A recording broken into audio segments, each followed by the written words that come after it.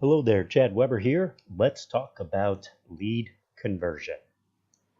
All right, folks, so converting mortgage leads. Now, this is problem number two, the second most common challenge or problem that I hear about, especially towards the end of and the beginning of a new year.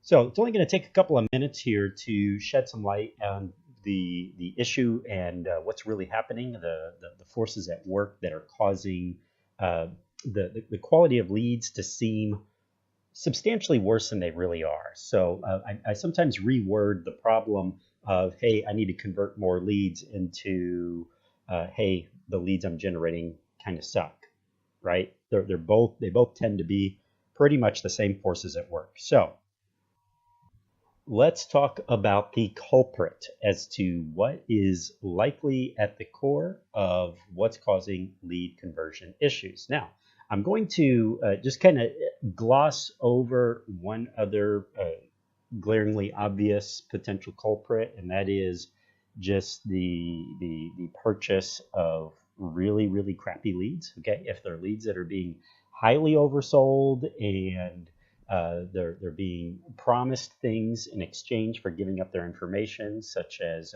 co-registration type leads, those types of things. And that's obviously a culprit and not necessarily these issues here. But since that's one that is so flagrant and so frequent, we're just going to skip that one over and talk about um, these particular issues, because these are things that you can do something about.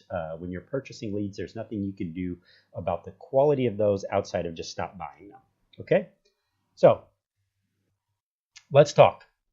These are questions that you really need to ask yourself if you're having problems with the quality of your leads, if they're just not converting at a high enough percentage. Number one, um, I'm not following up quickly enough. So you need to ask yourself, how quickly am I following up with my leads? If your answer is anything other than within the first 5, 10, or 15 minutes, if it's taking you longer than that to follow up on average with your leads, then you have a problem. But the beauty of it is that you have a problem that can be resolved.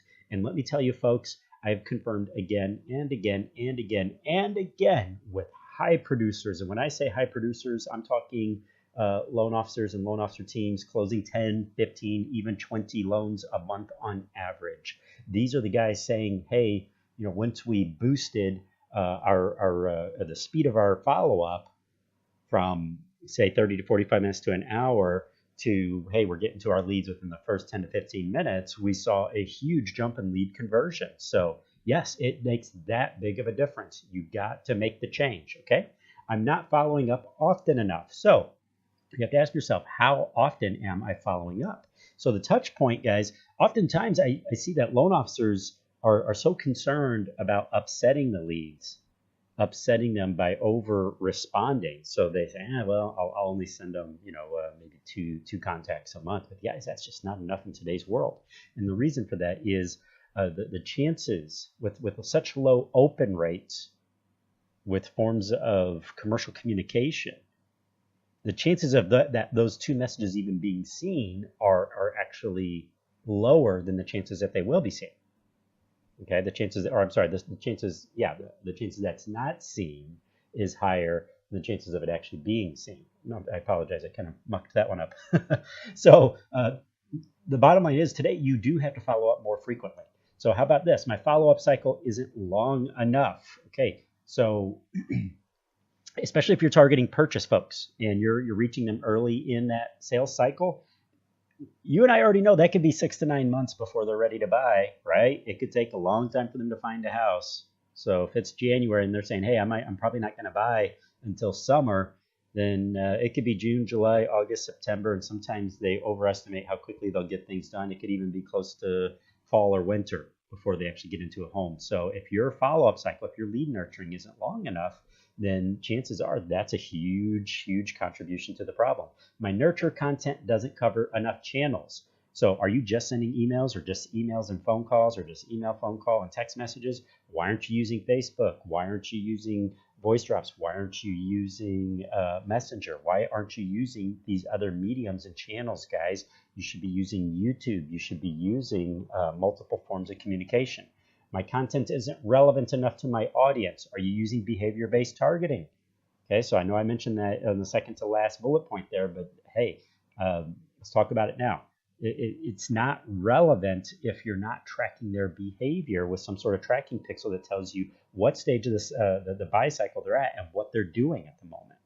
My content doesn't contain strong calls to action. That one speaks for itself. You're not giving them a reason to reach out to you. You're not giving them a reason to say, gosh, this person's different. Let me talk to him or her. So behavior-based targeting and proper CRM automation. You got to be automated, guys, because let's just face it, we're not going to find the time to do things on our own, right? We're not going to follow up and do all of these extra things that we know we should be doing. So make sure you're using a proper CRM automation. How about retargeting? Are you activating retargeting pixels? If there's more than 2 or 3 items in this list that you're not doing, then chances are your low conversion rate and the seeming crappiness of the leads, it has a lot to do with what's missing. Now, I understand that we all want the highest quality and the warmest leads possible, but unless it's a referral, if it's a lead that you've self-generated, let's face it, we have to warm them up. We have to nurture them. That's our responsibility as salespeople. If we don't like it, then we shouldn't be in sales. That's our job, and that's part of the process. It's our job to make ourselves visible. It's our job to stand out and show why we're different. It's our job to be in the right place at the right time, not theirs. So we can't keep just blaming it by default on, I got crappy quality leads. I mean, unless that truly is the case, which sometimes it is, but there's a lot that can be done on your end to even take crappy leads. I've seen folks create 6 and even 7-figure businesses strictly from crappy leads, but they were coming in high enough volume that with the proper nurture, you're never going to get an exceptionally high conversion rate, but with at least a fairly respectable one. You can take a crappy lead and make it less crappy. You can at least make it mediocre. With enough volume pushed through, you can still turn that into some very big numbers. Obviously, we want the hottest leads possible, but my point being is that you can certainly make the situation a lot better by doing everything correctly on our end as salespeople and marketers. Okay. So the other thing is, you guys, you need to know your numbers. Bottom line, at the end of the day, you got to know your numbers. How many leads per day, per week, and per month are you generating? What percentage of your leads are converting now? Those are numbers that you have to know.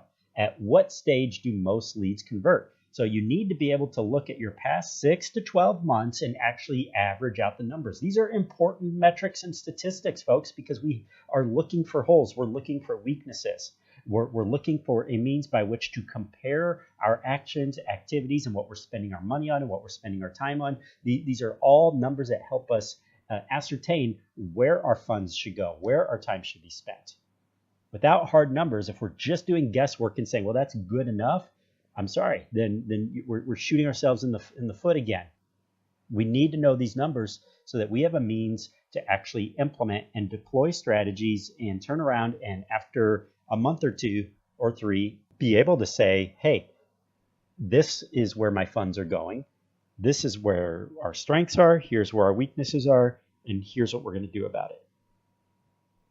Guesswork doesn't cut it, not in today's market. How many calls, emails, and text messages are going out on average during your follow-up?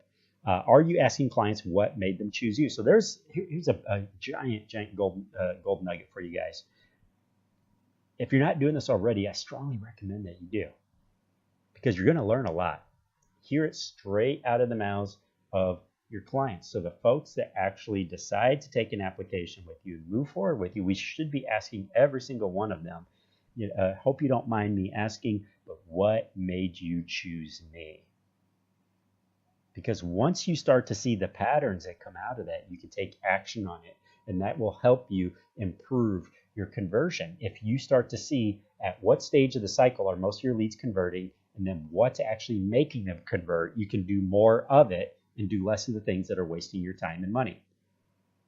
All right, so this is something that I put in all 3 of the videos here, is if you guys are fans of Shark Tank, this is a quote from Mr. Fantastic Kevin O'Leary, the billionaire investor. This is something that he said to a contestant that was asking for an investment in his entrepreneur project, and this is something that just drives home the point, guys, that at the end of the day, if you don't know your numbers, if you don't care enough about your business to really track your metrics and take it seriously and treat it like a business, then what you really have is a hobby. And just how much money and how much satisfaction can you really expect from it if it's just a hobby when it's supposed to be your means of living, right? It's supposed to put food on the table and allow you to enable you and your family to live the life of your choosing. That's asking a lot. So we need to treat it with respect, and that means actually tracking your numbers and treating it like a business. Okay, so I bring that up because I know just tracking your numbers and sifting through all that's not the most fun thing in the world, but it can certainly be one of the most productive use of your time once you actually put it into practice. So before you do anything, guys, do you know the answer to these questions? So sit down, ask yourself, where did my lead come from? When leads come in, where are they actually coming from? Why is the lead here? So in other words, what types of leads are you getting? What made them come here, and why are they here? Are they here because you promised them something? Are they here due to a certain call to action? Did they come from your landing page? Did they come from your primary website? Did they come from an article you wrote? Did they come from a press release? Did they come from Facebook? Did they come from a video? I mean, where did they come from? We need to know these things. What is your successful contact rate? So when a lead comes in and you follow up with them, what does that rate look like? What is that percentage? How many of them are you able to successfully reach? Where's the drop off happening? So if let's say that I don't know, let's say 6% of your leads are converting. That's 94% of them that are not. Where? At what point do you lose them? Is it just right out of the gate, or is there a certain point where you tend to lose contact with your prospects, with those that don't end up doing a loan with you, or at least taking an application? We need to know where in the process is the ball being dropped. Therefore, we could do something about it. We could shore it up, maybe double that percentage rate, the successful lead capture, or I'm sorry, lead conversion rate. When does your nurture process end? So do you have a cycle that extends out 30 days, 60 days, 90 days, 120 days? Is it 6 months? Is it a year? How much content do you have lined up? So if it takes them 9 months to convert, do you have 9 months worth of content to stay in front of them, or are you going to recycle it? What's the plan? What are you sending to them, and in how many channels and forms of media are you sending? So what are you sending them? What is the content? What does it say? And then what form does it take? Are you sending emails? Are you sending text messages? Are you sending them messenger messages? Are you sending them videos? So, I mean, gosh, you'd be shocked at just how much higher your conversion rate goes just jumping onto something like BombBomb and shooting some follow-up videos instead of sending them text-based emails. You see a huge lift in conversion rate. So there's a lot that can be done if you can answer these questions, folks. All right? So there's a lot that you can do. You have the power to boost your conversion rate, but there's a lot that we can do to help you out as well. So here's what I propose to you. So it's talking time's past. This is time for action. All right. So we're sitting here facing a new year, 2019, looking at this clean slate. How are you going to take advantage of this clean slate, guys? You got the beginning of a brand new year. We're just less than 45 days away from the busy season really starting to take off. What are you going to do to take advantage of that busy season and make the most of it while you can, right out of the gate? Just pull in as many leads, get as many closed loans as you can, get them under application. So we're going to put the ball in your court. Time for action. Here's what I propose is both myself and my partner, Stefan Levinsky. I call him my performance enhancement expert, or my chief getting shit done officer. The reason he has that name is because that's exactly what he does. He helps you get stuff done in a way that you've never experienced before. If you just want to be absolutely on fire, talk to my boy Stefan. So I've known him for a very long time. We've done business together. We have projects going back to even before 2008. And he's spent the past 10 years helping startups get launched, helping them with their brand, their image, their messaging, helping them with video. His specialty was media, guys. We're talking commercial radio, television, and so forth. He knows how to make you look good to your prospects, make you the obvious choice. So what Stefan and I are offering are free 20-minute mortgage marketing strategy sessions. These strategy sessions mean that we're going to ask a lot of questions. We're going to help you dig into what you're doing versus what you're not doing, and maybe even make some recommendations when we spot weaknesses and holes that need to be filled.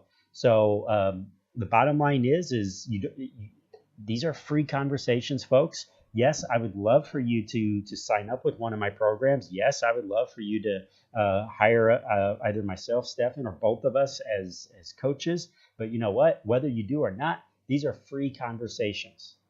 And I promise you this, because it really helps to have a second pair of eyes, especially with experts who this is what they do all day long. You will leave the call with more than you arrived with. That is my promise to you. In other words, it's not going to be a waste of your time, because we are going to give you some great insights and information and even some recommendations. All right. So these are not available forever. We have very limited slots. So I strongly recommend that you take action now. There's a link right on this page. You got one below this video. You got one above this video. Click on them now. Click on them now and grab a spot, because I only do these at the beginning of the year, guys. So these are going away very soon. So if you want to have a conversation with us and have us do a little bit of digging into your business and make some recommendations, now is the time. All right. I look forward to chatting with you soon, guys. Make it a wonderful day, and welcome to 2019. I hope to chat with you soon.